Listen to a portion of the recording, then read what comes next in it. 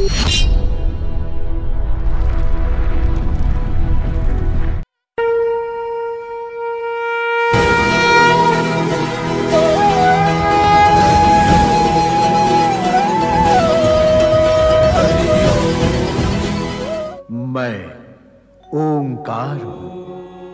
समस्त जगत के दुर्गुणों को दूर कर सद्गुणों का प्रसार करने वाला कर्मकार हूं। मैं ओंकार हूं। कार्तिकेय की शौर्यता, वीरता की गुणगाथा व स्तुति वंदना समस्त ब्रह्मांड करता ही रहा है। बालक कार्तिकेय बाल्यकाल से ही कुशाग्र बुद्धि व अलौकिक शक्तियों का स्वामी था। उसके मन में सदा से ही नवीन घटनाओं के विषय में जानने की इच्छा थी। समय चक्र चलता गया और समय के साथ साथ कार्तिकेय बाल्यावस्था को पार कर यौवनावस्था में प्रवेश कर गया। ओहो, देवर्षि नारद, प्रणाम। प्रणाम शिवपुत्र कार्तिकेय, प्रणाम। यदि आपसे यहाँ भेंट न होती और मैं कैलाश चला जाता तो आपसे वहां भी भेंट न होती। भेंट का संजोग वहां का नहीं, यहाँ का था, सो हो गई। नारायण नारायण, क्या आप पृथ्वीलोक की ओर भ्रमण के लिए निकले हैं? हाँ देवर्षि, ऐसा ही विचार है। देखना चाहता हूँ कि पृथ्वी पर कहां-कहां क्या-क्या घटित हो रहा है। घटनाओं के विषय में जानकर क्या करेंगे कुमार कार्तिकेय? अनुभव प्राप्त होगा और अनुभव से अपने भविष्य का कार्य एवं लक्ष्य निर्धारित होगा। उत्तम, अति उत्तम। परंतु कैलाश से निकलते समय माता पार्वती और भगवान भोलेनाथ को बताकर तो आए हैं ना? जो सर्वज्ञ है, त्रिकालदर्शी हैं, उन्हें क्या बताता, बस चला आया। चलता हूं, देखूं पृथ्वी पर क्या हो रहा है। प्रणाम देवर्षि। नारायण नारायण।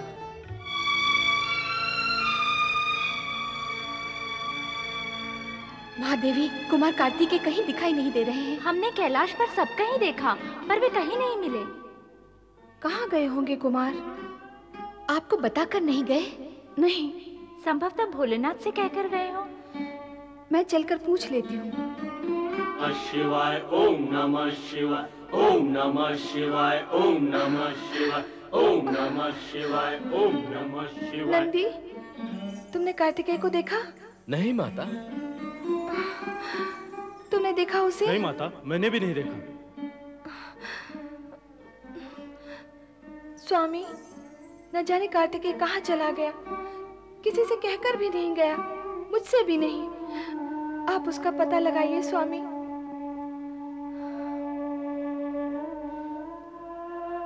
शांत हो जाओ देवी। कार्तिकेय भ्रमण के लिए गया है, लौट आएगा। चिंतित होने की आवश्यकता नहीं। वह आपसे कहकर गया है? नहीं, कहकर तो नहीं गया। अर्थात आप अपनी दिव्य दृष्टि के बल पर यह कह रहे हैं कि वो भ्रमण पर गया है? हाँ देवी, ऐसा ही है।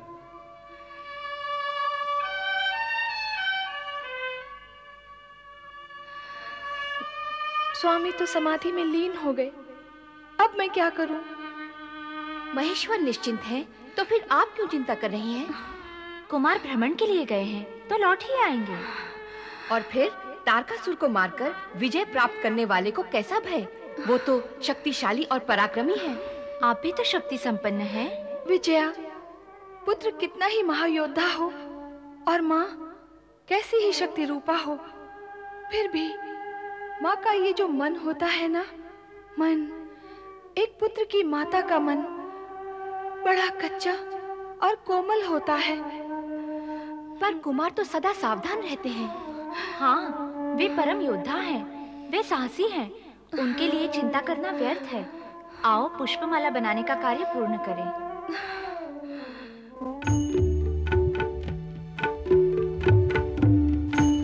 ओम नमः शिवाय, ओम नमः शिवाय, ओम नमः शिवाय,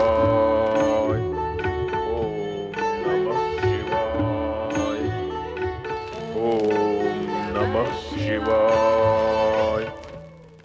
ओम नमः शिवाय। ओम नमः शिवाय। ओम नमः शिवाय।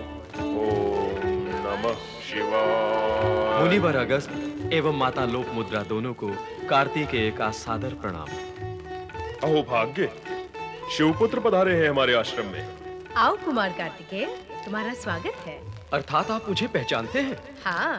तारकासुर का वध कर देवगण के हित साधन करने वाले को कौन नहीं जानता। शिवपुत्र को कौन नहीं जानेगा कुमार। हमने भगवान शिव से प्रार्थना की कि दक्षिण खंड में शिव भक्ति के प्रचार के लिए अपने किसी प्रतिनिधि को भेजें, और भगवान शिव ने हमारी प्रार्थना स्वीकार कर ली। आपको अपना प्रतिनिधि बनाकर यहाँ भेजा। ये तो प्रसन्नता की बात है। नहीं माता नहीं, मैं यहाँ प्रतिनिधि बनकर शिव भक्ति का प्रचार करने नहीं आया हूँ। फिर किस प्रयोजन से पधारे हो कुमार कार्तिकेय? मात्र कौतूहलवश आकाश मार्ग से भ्रमण कर रहा था। नीचे देखा तो आश्रम के पवित्र वातावरण एवं आपके दर्शन की इच्छा मुझे यहाँ ले आई। वैसे पिता शिव शंकर ने मुझे इस विषय में कुछ नहीं कहा है। कहने की आवश्यकता भी क्या है, उनकी लीला सदा निराली होती है। उन्हें जो कुछ करना होता है उसे कहते नहीं, पर किसी न किसी प्रकार अपने भक्तों की इच्छा पूर्ण अवश्य करते हैं। मैं आपका अभिप्राय नहीं समझा मुनिवर। मैं भगवान शिव का अभिप्राय समझ गया, और आप मेरा अभिप्राय भी नहीं समझे। स्पष्ट कहेंगे तो अवश्य समझ जाऊंगा। स्पष्ट क्या कहना है, केवल निवेदन करना है कि आप यहाँ रहकर शिव भक्ति की ज्योत जलाएं। मैं शिव भक्ति की ज्योत मैं जगाऊं?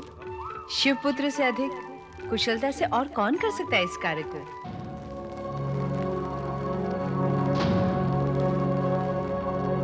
कुमार, शुभ कार्य में विचार कैसा? मुनिवर, आपकी कामना पूर्ण अवश्य होगी, पर उसमें समय लगेगा। इस समय मुझे आप आज्ञा दीजिए। कारण? मैं माता पिता की आज्ञा लिए बिना ही भ्रमण के लिए निकल गया था। यहाँ स्थापित होने के लिए भी मुझे उनकी आज्ञा की आवश्यकता होगी। अवश्य, माता पिता के आज्ञा से किए गए कार्य ही शुभ, सफल और सुखदायी होते हैं। तुम अपने माता पिता की आज्ञा लेकर आओ, हम तुम्हारी प्रतीक्षा करेंगे। प्रणाम मुनिवर।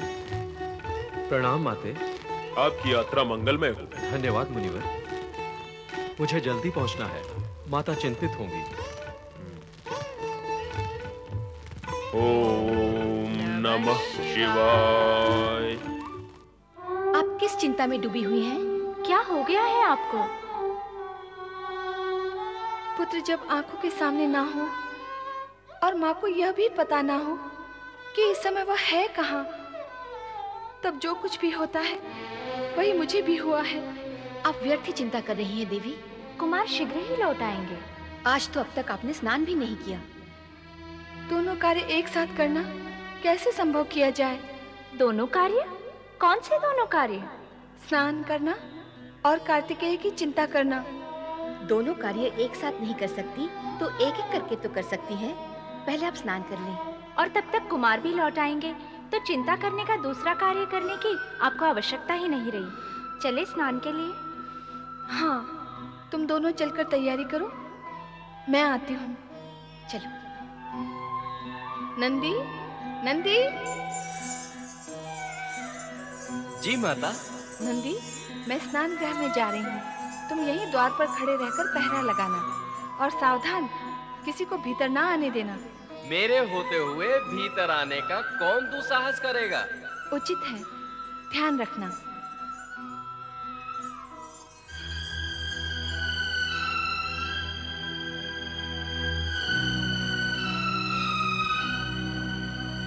क्षमा करें भगवान, भीतर जाना वर्जित है।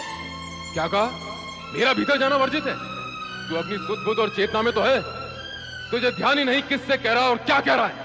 मैं देवाधिदेव शिव शंकर से कह रहा हूँ, महादेवी के आदेश के वश में होके कह रहा हूँ। उनका आदेश है कि किसी को भी भीतर ना आने दिया जाए। निर्बुद्धि, मेरी गणना तू किसी में करता है? मैं महादेवी का पति हूँ। ये सत्य तो संपूर्ण जगत जानता है स्वामी, किंतु मैं तो महादेवी की आज्ञा का पालन कर रहा हूँ। केवल महादेवी की आज्ञा का पालन कर रहा है, महादेव की आज्ञा का नहीं। अवश्य करूंगा। तो मैं तुझे आज्ञा देता हूँ, मेरे मार्ग से हट जा। ऐसी आज्ञा ना दे भगवान, जो महादेवी की आज्ञा का विरोध करे। मेरा सेवक बनता है, मुझे स्वामी कहता है और आज्ञा मानता है महादेवी की। मैं तो आप दोनों का सेवक हूँ, मुझे धर्म संकट में ना डाले भगवान। चल, धर्म संकट में नहीं डालता, एक और डाल देता हूँ।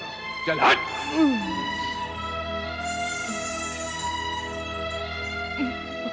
माता पार्वती, क्षमा करना।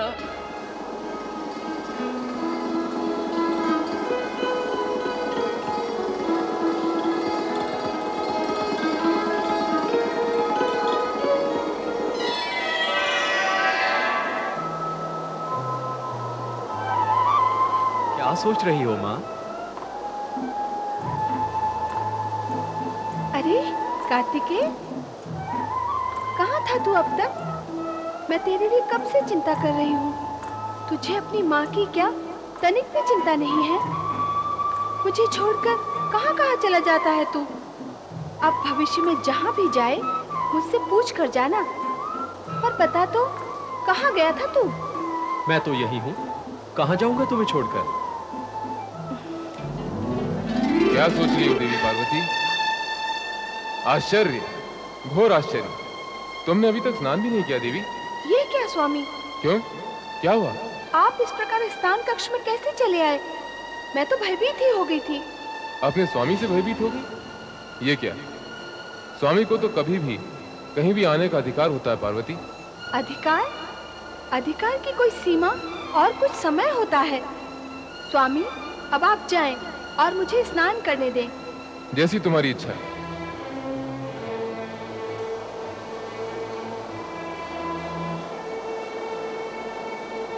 नंदी, नंदी।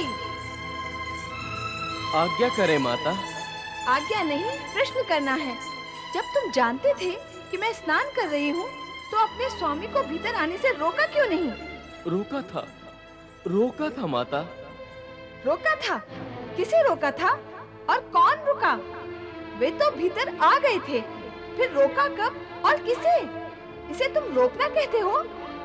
मैंने उन्हें रोकने का प्रयत्न किया था और उनसे ये भी कहा था कि माता पार्वती स्नान कर रही है, भीतर ना जाए भोलेनाथ। पर क्या? पर वो मुझे धकेलकर भीतर चले गए। ऐसे में मैं और अधिक क्या कर सकता था? वे मेरे स्वामी हैं, मैं उनका सेवक। तुम उनके सेवक हो? यदि मेरे सेवक होते तो तब भी क्या धक्का मारने से हट जाते और उन्हें भीतर आने का मार्ग दे देते? बोलो, उत्तर दो। कहा तो मैंने भी था कि देवी स्नान कर रही है, पर महादेव ने इस पर ध्यान ही नहीं दिया। भला हम उन्हें कैसे रोक सकते थे? माता, देवादिदेव को रोकने का साहस कौन कर सकता है? तुम सभी विवश और असहाय हो, तो तुम सब जाओ यहाँ से। हमारे चले जाने से क्या समस्या हल हो जाएगी? कैसी समस्या? सुरक्षा की समस्या। कल फिर इसी प्रकार की घटना घट सकती है। महादेव तो आपके पति हैं, इसलिए ये घटना इतनी दुखद नहीं हुई। अन्य कोई होता अथवा भविष्य में कोई हुआ तो? सुरक्षा की व्यवस्था आवश्यक है। एकांत सुरक्षा के लिए किसी विशेष व्यक्ति को ही नियुक्त करना होगा। यहाँ तो सब महादेव के गण हैं, उनकी सेवा में हैं। आपका कोई गण नहीं जो आपकी सेवा सुरक्षा करे। नंदी आपका गण होता तो क्या सरलता से महादेव को प्रवेश करने देता? स्वामी की स्वामी भक्ति में स्वामिनी की सुरक्षा का कर्तव्य पूर्ण करने में वह चूक गया। ठीक कहती हो तुम दोनों। मुझे इस विषय में गंभीरता से विचार करना ही होगा। विचार नहीं, कार्य करना चाहिए। आप कुमार कार्तिकेय को अपनी सुरक्षा का कार्य क्यों नहीं सौंप देती? वो आपका प्रिय पुत्र है। कार्तिकेय? वो तो पहले शिव पुत्र है, फिर माता का पुत्र है, फिर वो एक स्थान पर रहता भी तो नहीं, स्थान स्थान पर भ्रमण करता ही रहता है। मुझे इस विषय में कुछ उपाय करना ही होगा।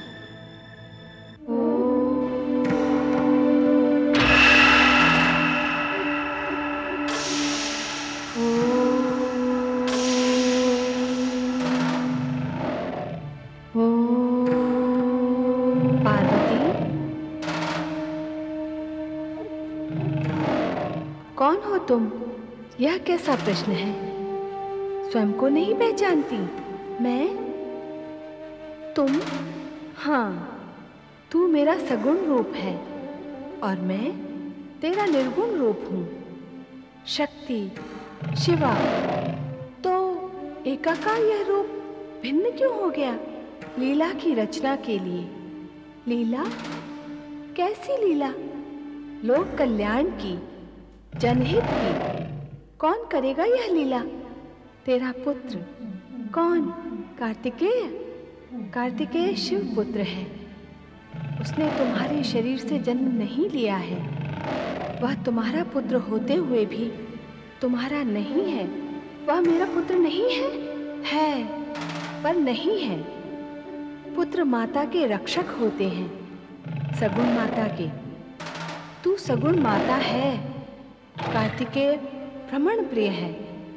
मयूर उसका वाहन है। वह एक स्थान पर स्थिर नहीं रह सकता। तो अन्य उपाय क्या है?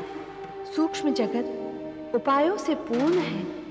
उसे स्थूल जगत में लाना होगा। कैसे? अपने संकल्प से। संकल्प द्वारा अपनी देह से देहज पुत्र को जन्म देकर वही तुम्हारा पुत्र होगा। तुम्हारे शरीर के तेज पुंज से उत्पन्न होने के कारण वह अद्भुत और विलक्षण होगा। अद्भुत और विलक्षण? हाँ, विविध लक्षणों से पूर्ण और अद्भुत। उसकी समानता जगत का अन्य कोई पुत्र नहीं कर पाएगा। सारा जगत उसे मान्यता देगा।